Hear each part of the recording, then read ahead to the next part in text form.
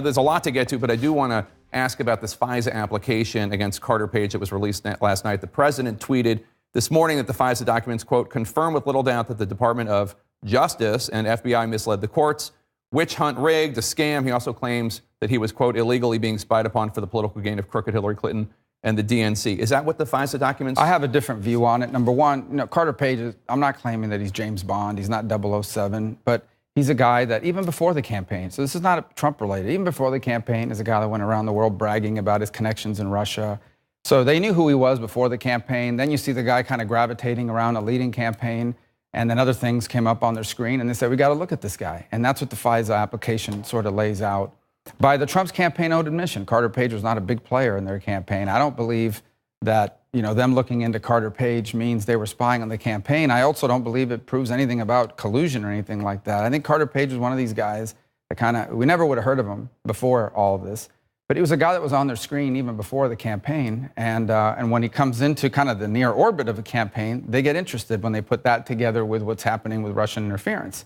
And that's why they looked at him. I don't think it's part of any broader plot. The only plot here is the plot to interfere in our elections by the Russians. So as far as you know, and you're a member of the Senate Intelligence Committee, the surveillance was justified. Yeah, I don't think they did anything wrong. I think they went to the court. They got the judges to approve it. They laid out all the information, and there was a lot of reasons unrelated to the dossier for why they wanted to look at Carter Page.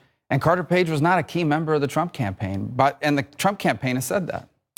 Let's turn to the major news this week with Russia. The White House now says plans are in the works to bring Vladimir Putin to the White House for a meeting in the fall. What's your reaction? And do you think if Putin comes to town, he should also come to Capitol Hill? Well, first of all, let me say, my understanding is the president always wanted to meet with Putin in America first. He didn't want to go to Moscow first. He didn't want a third country first. He didn't want their first meeting to be on the sidelines of some other engagement.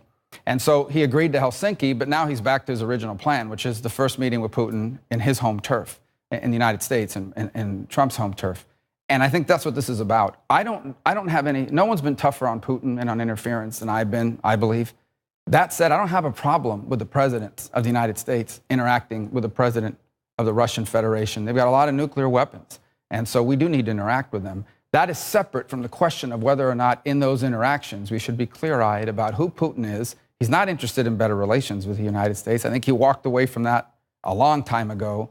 He's interested in gaining advantage at our expense and to his benefit. And as long as we go in with a very clear understanding, we can engage him all we want, but not under any illusions. You have suggested in the past that you think Putin might be responsible for war crimes, not just in Syria. No, he has been. I know he has. Okay.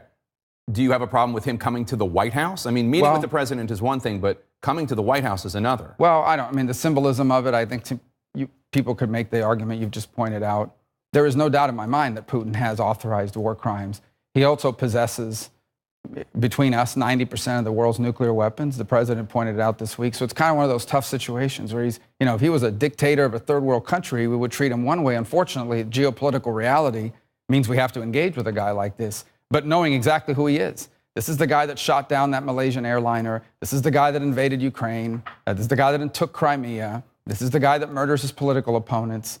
This is who we're dealing with. And this is the guy that bombs aid convoys in Syria and helps the Syrian regime gas people by covering for him at the United Nations. This is who we are dealing with. As long as we know that, Does President Trump know that? He calls him very strong. And I mean, I can't imagine you were happy with the way President Trump reacted with Vladimir Putin on that stage. I don't think it was one of the best moments in the administration. I feel Donald Trump is not, he hasn't, spent his whole life here in D.C. doing all these things. In his mind, as someone who's not a politician, if I can just interact with this guy on a one-on-one basis over time, we might be able to get some things done together. And because he's not a political creature, he doesn't realize that some of these things he does, how it would be portrayed by our allies or by others. Let me say this, our allies in Europe wanted him to meet with Putin. I'm not sure they wanted him potentially to say some of the things he said, but they wanted him to meet with him.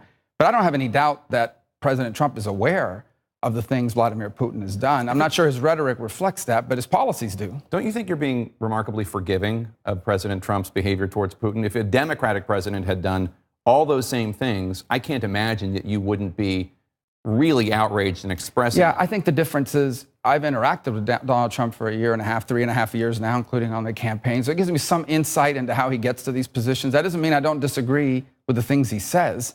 It doesn't mean I don't continue to work like on the Deter Act to get things done. I'm trying to explain kind of how we get to this point. Ultimately, I look at the policies, and that's what I'm trying to influence. That's what really, at the end of the day, the rhetoric matters. The policies matter even more. And that's why we need the Deter Act. That's why I agree with arming the Ukrainians. Just this very week, we sent additional military aid to Ukraine to defend itself. Did that, yeah. And so if we keep doing those things, you know, hopefully the rhetoric gets better on it and some of the explanations there. And look, I am concerned about any time you undermine or say at a press conference that you agree with Putin over our intelligence community, and that's why I'm glad he came back the next day and sort of walked that back, because that was important. It's certainly better than the impression that had been left after Helsinki. Well, you said that words matter, but actions matter more. During his press conference, President Trump said it was a, quote, incredible offer for Russia to cooperate with U.S. investigators on election interference in exchange for Russia being able to interrogate American officials, including former Ambassador Michael McFaul. Now, the White House later rejected the idea, but in her statement rejecting it, Press Secretary Sarah Sanders called it, quote, a proposal that was made in sincerity by President Putin. Does it bother you that this was ever even taken seriously? And then, even when it was rejected, that they thought that Putin was being sincere? Well, let me say, I don't think it was ever taken seriously. I don't believe they ever were going to do that. Obviously, when he called it an incredible offer. That's what the president said at the press conference. In terms of within the White House, I don't think that at any point anybody there was ultimately going to say, let's do this, once it was analyzed and looked at. It was the choice of words that he made that I think ultimately were never going to happen. I remember very clearly saying, I believe Wednesday or Thursday morning, they should just categorically rule this out, and they did, and that's good, because that should never happen. I mean, it's a sick joke, you know. I want to play the moment where President Trump appeared to side with Putin over the U.S. intelligence community in Helsinki. Take a listen. People came to me, Dan Coates came to me, and some others. They said they think it's Russia. I have President Putin. He just said it's not Russia. I will say this, I don't see any reason why it would be. Now, 27 hours later, after 2 television interviews where he didn't say anything, plus 5 tweets where he didn't say anything, then President Trump, after being told by Pompeo and Pence he needed to clean this up, claimed that he meant to say, I don't see any reason why it wouldn't be Russia. Do you believe that? I don't know what to believe about it. I know he said it after, I know what he said, and I don't think it was a good moment for this administration, and I disagree with it. I know he came back the next day and said something to clean that up.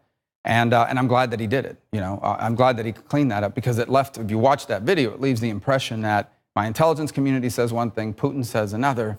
I'm siding with Putin. And that was a bad impression to leave behind. Even when he cleaned it up, he said it was the Russians, although it could have been a lot of people, also a lot of people out there, which is still undermining the idea. Yeah, look, I don't like the way this was handled throughout the week. I wish it would have gone differently. My job in the U.S. Senate is to push for policies that ensure that no matter what is being said, what actually happens is good for America. And it's not good for America to have any country interfering in our elections, but especially Vladimir Putin, who believes that weakening us is what's going to make him stronger, allowing him, no matter you're a Democrat or Republican, it doesn't matter. We are America. We should be a little bit territorial about our elections and about our politics. And the idea that another country gets to come in here and pit us against each other, especially Vladimir Putin, is something we should all be against, especially moving forward. There's nothing that Putin would like more than for the NATO alliance to be weakened, because correct. That is deterrent to his expanding into Europe. Take a listen to what President Trump said to Fox this week about the U.S. agreement to defend NATO members, including its newest member, Montenegro. Let's say Montenegro, which joined last year, is attacked. Right. Why should my son go to Montenegro to defend it from attack? Why is that? I understand what you're saying. I've asked the same question. They're very aggressive people. They may get aggressive. And congratulations, you're in World War III. Do you have confidence that President Trump would honor the NATO Article 5 agreement? I do. An attack on one is an attack on all? I do. I have confidence that he would. Obviously, when you see those statements, it kind of raises concern. And here's what I would say and will say to the president and have said to his administration. And most people in the administration clearly understand this. Number one, we don't have to worry about Montenegro being aggressive, because the NATO alliance is a defensive agreement. It doesn't mean Montenegro can start a war and now we're obligated to join them. It means that they are attacked, we have an alliance in which we defend ourselves. The second point is, I agree with something he said, and that is we don't want a war over Montenegro. And the best way to avoid a war over Montenegro or Poland or any country in the region covered under the NATO alliance is to have a strong NATO alliance. And a strong NATO alliance means two things: a strong commitment to live up to the words of the alliance, which is what some people are concerned about when it comes to the president, but also strong capacity, meaning all of our partners are strong and can contribute to that alliance and our mutual self-defense, which is what the president is concerned about and administrations before him have been concerned about. And so but ultimately, what we need to understand is the reason why we didn't have World War III, one of the main reasons why we didn't, is because of a strong NATO alliance. Strong alliances prevent wars, not cause them. I want to ask you one more question about Russia, and then I know there are a couple other issues you want to discuss. And that is, you have in your career been a voice of moral authority when it comes to foreign policy, whether you're talking about Russia, or you're talking about China, or you're talking about Cuba. Do you think that you risk undermining that moral authority by pulling your punches when it comes to criticizing President Trump? No, because we have. When the president does something right, we support it. When he does something wrong, we try to change his mind or influence the decisions. And if that doesn't work, then we'll line up against it. So, as an example, months ago, despite what the president has said or his feelings about, in the president's view, my take on it is that he views any sort of admission of Russian interference as admission of collusion. And I'm just telling everybody, it is very possible. Russia was going to interfere in our elections, whether they were going to collude or not. The collusion issue, I've never seen any evidence of it. There are other people working on that. What I think is indisputable is that they did interfere and will do so again in the future. Hence the Deter Act, which says if you do it again, here are the penalties that are going to be imposed on you automatically. Well, and if 30 days after the election, if our bill passes and the Director of National Intelligence says they interfered in 2018, these very tough sanctions are going to hit them. So Putin knows going in what the price of doing so is. And that's what we need to focus on. And so when I disagree with the president, I'm going to say it. I will be fair. There are times that people out there that think that because I disagree with the president on Russia, now I got to vote against the Supreme Court nominee. I mean, that's absurd. We have to be in a place where we can agree with people when we agree and disagree when we disagree. I want to talk about what's happening in Nicaragua because that's an issue you obviously feel very passionately about. Human rights groups say hundreds of people have been killed during clashes between the government and anti-government protesters. You tweeted yesterday, after Ortega Murillo's reign of terror, there is no future for them in power. Strong U.S. reaction is coming. They will pay a big price for their crimes against their own people. I strongly advise Nicaraguan military not to participate in oppressing the people. Right. What are you talking about when you say strong U.S. reaction is coming? Well, I think you're going to see, and there's already work being done to set a series of sanctions against individuals and entities in Nicaragua that have empowered this. All this could have been avoided weeks ago. The message to the Nicaraguan regime under Ortega was very clear, and that is, you call early elections, you allow legitimate elections, and this thing can move forward, and everyone's going to be fine.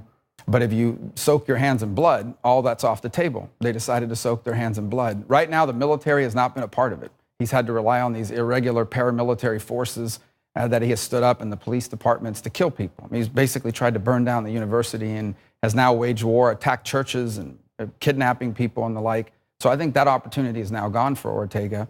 And this is an old man. This is a dying man in Ortega. His wife is crazy. She's a lunatic.